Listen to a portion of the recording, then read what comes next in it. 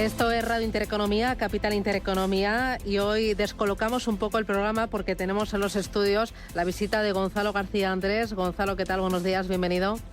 Muy buenos días. Bueno, un auténtico placer tenerla aquí en nuestra casa, en Radio Intereconomía. Gonzalo García Andrés es secretario de Estado de Economía y Apoyo a la Empresa en Funciones, y le hemos traído en un día importante porque hoy justo acaban de publicarse los datos de crecimiento económico del tercer trimestre de este año. Rubén. Así es, dato que avanza el INE, dice que la economía española creció un 0,3% entre el tercer trimestre y el segundo. Según ese dato avanzado, se desacelera una décima respecto a la tasa intertrimestral del segundo trimestre, que por cierto se ha revisado una décima a la baja, hasta el 0,4%. En tasa interanual, la economía española crece un 1,8%. Esta tasa es 0,2 puntos menor que la del segundo trimestre de 2023. Y como decíamos, el INE ha revisado dos décimas a la baja el crecimiento interanual del PIB del segundo trimestre hasta el 2%, y una décima a la baja la tasa del primer trimestre de este año, que se queda en el 4,1%. En cuanto a la aportación, a lo que se apoya a este crecimiento, la demanda nacional aportó 1,7 puntos a la evolución interanual del PIB, son 0,5 puntos menos que en el segundo trimestre. La demanda externa aporta 0,2 puntos, 0,4 puntos más que en el trimestre anterior, y más cosas que nos dice esa nota avanzada del INE. Por ejemplo, el empleo aumentó según ese dato, aumenta el gasto público, se modera, mejor dicho, un 0,8 puntos, crece un 3,3%. Las exportaciones también caen, acentúan la caída 1,3 puntos. Y en cuanto al dato de empleo, en la contabilidad nacional creció un 3,5% en el tercer trimestre del año. Valoración de esta cifra que acabamos de conocer. Pues son unas cifras muy positivas, ¿no? Estamos viendo el entorno de ralentización en Europa e internacional, y lo que muestra el avance del PIB es que la economía española sigue creciendo, y además lo hace con solidez, ¿no? Uno de los datos que más destacan del informe de hoy es que el consumo avanza un 1,4% trimestral, después de haber avanzado ya en el segundo trimestre, y yo creo que esto indica que los fundamentos del crecimiento son muy sólidos. Mejora el poder adquisitivo de los salarios, mejora el empleo, como vimos con la EPA de ayer, y creo que pues esto confirma que en este entorno tan complicado la economía española está teniendo un crecimiento diferencial, ¿no? Estos datos son plenamente consistentes con la previsión que tenemos para este año, que es del 2,4%. La cuestión es, ¿esto cuánto se va a poder mantener teniendo en cuenta que el sector exterior empieza a desinflarse, sobre todo por la desaceleración de nuestros socios europeos, que es a los que más vendemos, y también porque la demanda interna, el consumo, aunque sigue creciendo de forma importante, se resentirá por ese endurecimiento de la política monetaria? Las previsiones que tenemos es no solo nosotros, ¿no?, sino el resto, es que el año que viene vamos a seguir creciendo por encima de la mayoría de los países desarrollados, basándonos en la demanda interna, ¿no? La inversión sigue creciendo, en particular la inversión en bienes de equipo y la inversión en propiedad intelectual, y los fundamentos del consumo son sólidos, ¿no? Porque con un crecimiento del empleo como el que vimos ayer, y con una ganancia de poder adquisitivo, pues el consumo puede seguir aportando al crecimiento, ¿no? Yo creo que son buenas noticias el que tanto por el lado del empleo como por el lado del PIB, pues la economía española mantenga un pulso diferencial, ¿no?, en este entorno que es sin duda complicado, ¿no? Mencionaba el empleo. Ayer justo tuvimos también cifras de empleo en nuestro país, y ojo, porque sí que los niveles y la tasa de paro es mucho mejor de la que hemos visto en el pasado, pero sí que estamos viendo que el número de horas trabajadas se está reduciendo de forma muy importante. Al final no estamos generando más empleo, sino que estamos repartiendo el empleo actual. No, viendo las cifras y viéndolas en perspectiva, la encuesta de población activa de ayer lo que nos muestra es que España tiene la mayor ocupación que ha tenido en su historia, y la mayor población activa. No solo en el tercer trimestre se incorporaron 300.000 personas a la población activa.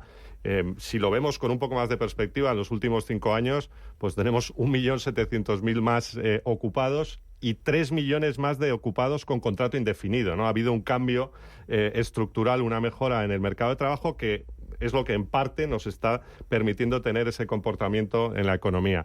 Y además, con esta capacidad de creación de empleo, la creación de empleo se ha acelerado. Mencionaba antes Rubén el 4%, el 3,5% en términos de contabilidad nacional, que es una cifra consistente con la de la EPA. Y con esa capacidad de creación de empleo, pues ese objetivo del pleno empleo durante la próxima legislatura pues está al alcance de la mano. Pero las horas semanales por trabajador retroceden un 4% en los últimos 4 años y desde 2008 el recorte de las horas trabajadas es del 7%. Esto significa que estamos repartiendo el trabajo, no es trabajo nuevo. Y además está aumentando el trabajo a tiempo parcial. No, el empleo que se ha creado en estos 5 años, pero en particular en el trimestre, es empleo privado en su mayoría, empleo a tiempo completo. Y la evolución de las horas depende de cómo vayan las jornadas medias, que es en parte preferencias de los trabajadores, ¿no? Es muy importante también que la productividad por hora ha mejorado, ¿no? Está ya claramente por encima de la que teníamos antes, ¿no? Al final, lo importante es que este mercado de trabajo da más oportunidades a la gente que entra, a los jóvenes. Hay una reducción del paro para aquellos que se incorporan al mercado de trabajo y que tienen más posibilidades de trabajar, ¿no? Al final, la evolución de las horas depende después de las jornadas medias y, por tanto, lo importante es el empleo y la productividad. Así que estamos generando más empleo de calidad y ganando en productividad. Sí, por supuesto, tenemos que seguir avanzando y trabajando, ¿no? Tenemos que seguir mejorando el mercado de trabajo para llegar a ese pleno empleo. Todavía tenemos un diferencial respecto a la media europea y tenemos que también seguir avanzando en productividad, ¿no? Esos son los desafíos para la próxima legislatura, sin duda. Bueno, pero aún así nos va también que nos vamos a poder permitir el lujo de recortarnos la jornada laboral a 37,5 horas. Bueno, históricamente, si miramos hacia atrás, una de las maneras en las que el progreso económico y la mejora de la productividad ha redundado en bienestar para los trabajadores es la reducción del tiempo de trabajo, ¿no? Eso es un elemento histórico de progreso. Y es verdad que hace ya muchos años que no se ha abordado, ¿no?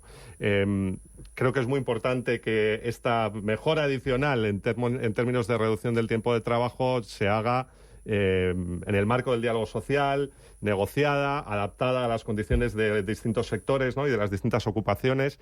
Y esa es la manera en que esta reducción del tiempo de trabajo es compatible e incluso puede ser positivo para la mejora de la productividad, aparte de que, por supuesto, tener más tiempo, lógicamente, es más bienestar. ¿Se va a negociar entonces con los empresarios porque están que trinan?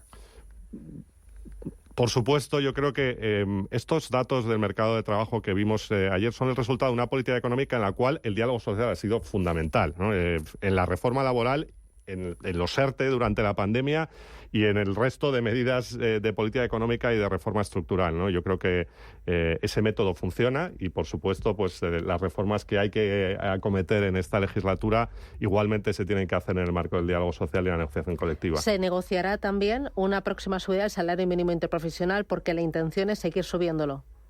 Bueno, la medida que se incluye en el acuerdo de coalición es mantener ese nivel al que hemos alcanzado después de una mejora sin precedentes, que es el del 60% del salario medio.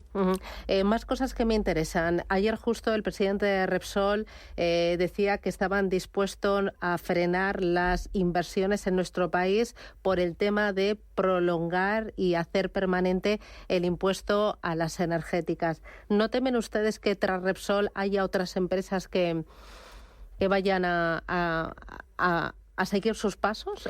¿Tienen ustedes planteado hablar con Repsol o con energéticas y también bancos que están bastante cabreados por este impuesto que se va a hacer permanente?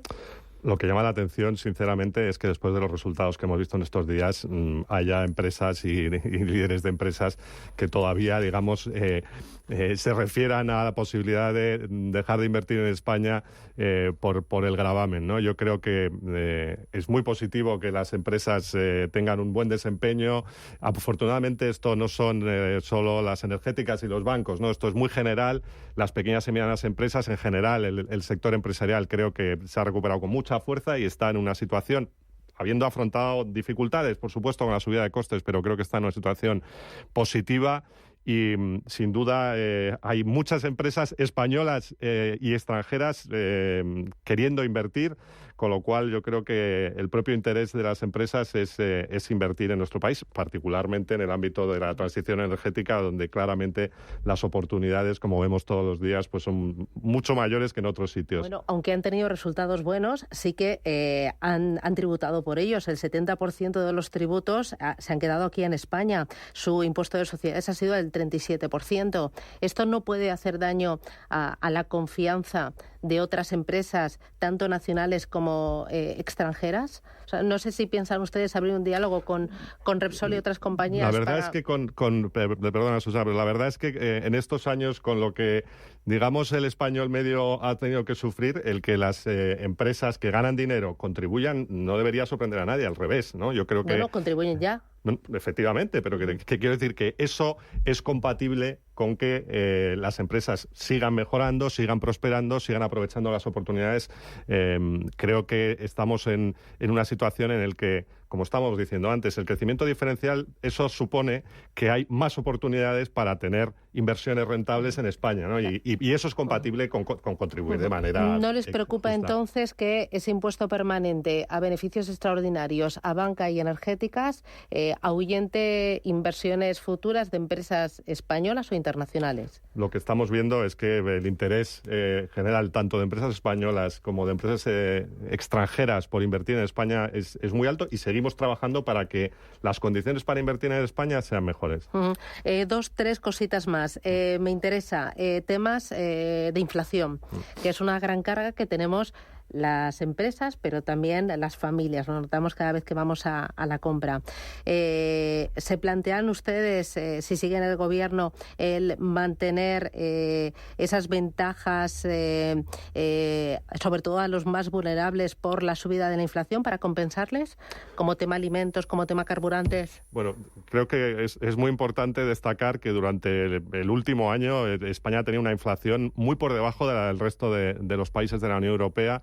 Después de haber tenido una subida, hemos tenido una inflación relativamente baja, gracias a las medidas que se han aplicado. Ayer Eurostat publicaba los datos de los precios de la electricidad. En el primer semestre de 2023, la electricidad para los consumidores y para las empresas en España ha caído el 40%, con diferencia el mejor registro de toda la Unión Europea. Ahora estamos en el 3,5%. Es muy importante que sigamos avanzando hasta retomar, ¿no?, el nivel del objetivo a medio plazo, y seguiremos adoptando, y el Gobierno nuevo seguirá adoptando las medidas necesarias para hacerlo. Pero es muy importante, como decía al principio, que ya la remuneración por asalariado, es decir, que los salarios están creciendo más que la inflación y por tanto se está ganando poder adquisitivo. Creo que esto es fundamental para las familias y para las perspectivas de crecimiento futuro. Cuando me dice seguiremos adoptando medidas necesarias, ¿a qué se refiere? ¿Qué medidas van a seguir manteniendo o adoptando? Va a depender de cómo sea la evolución de la economía y cómo veamos la evolución también de los precios. Hay bastante volatilidad en el ámbito de los precios energéticos, pero como comentó la vicepresidenta recientemente, no hay ninguna medida adoptada, estamos en funciones y, digamos, esto tocará cuando el nuevo gobierno tome posesión. Y objetivo siempre, caminar hacia el objetivo del déficit del 3%. Sí, sin duda. Otros de los elementos que nos ha permitido tener este comportamiento es cumplir los objetivos fiscales, ¿no? Este año, cuando remitimos a Bruselas el programa de estabilidad, aumentamos el esfuerzo que teníamos previsto para llegar al 3% en el año 2024. Y bueno, las previsiones apuntan a que este año cerraremos en el 3,9%, el objetivo de nuevo, y el año que viene el 3%, que es muy importante en un entorno en el que además estamos acabando de negociar esa reforma de las reglas fiscales. En el ámbito de la deuda pública, ese cumplimiento del objetivo es todavía más claro, porque ya este año, en 2023, nos vamos a situar por debajo del 110%. Y ya la última, porque me tiraría aquí hablando de economía mucho tiempo.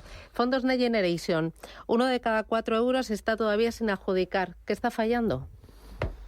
Son 30.000 millones de euros, ¿no?, los que ya se han adjudicado, ¿no? Y estamos, ya hemos pasado el Ecuador, hemos hecho un esfuerzo extraordinario, y estos datos de los que hemos hablado al principio, tanto el comportamiento del mercado de trabajo, que hay que sorprende, ¿no? La economía española, la verdad es que está sorprendiendo en cada uno de los informes de nuevos datos, y el del PIB de hoy no se entendería sin ese avance y sin ese esfuerzo en la ejecución de los fondos que tiene que continuar, ¿no? Nosotros estimamos que de este comportamiento, del crecimiento de este año el que viene, la parte que corresponde al plan es muy importante, y sobre todo no solo el efecto en el corto plazo, lo que buscamos es un efecto duradero sobre el crecimiento potencial. Ya, pero ahí no me he contestado. Sí. ¿Por qué falla? ¿Qué falla para que todavía se hayan adjudicado tan poco dinero?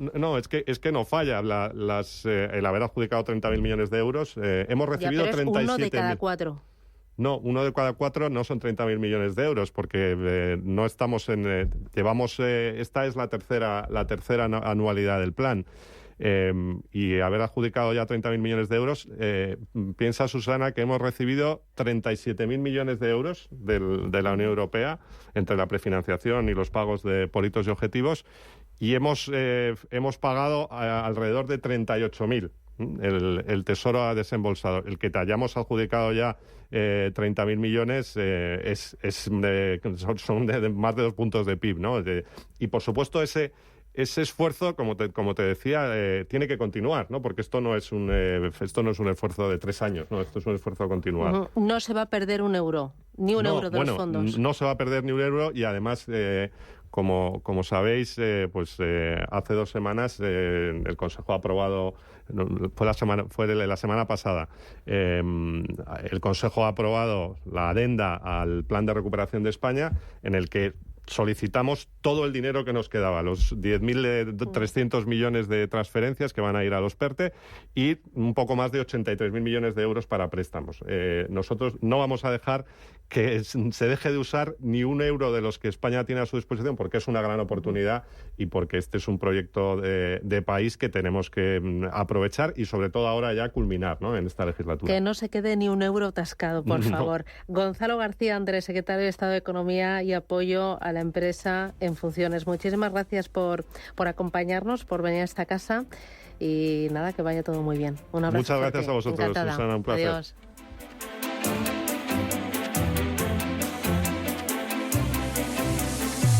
Intereconomía.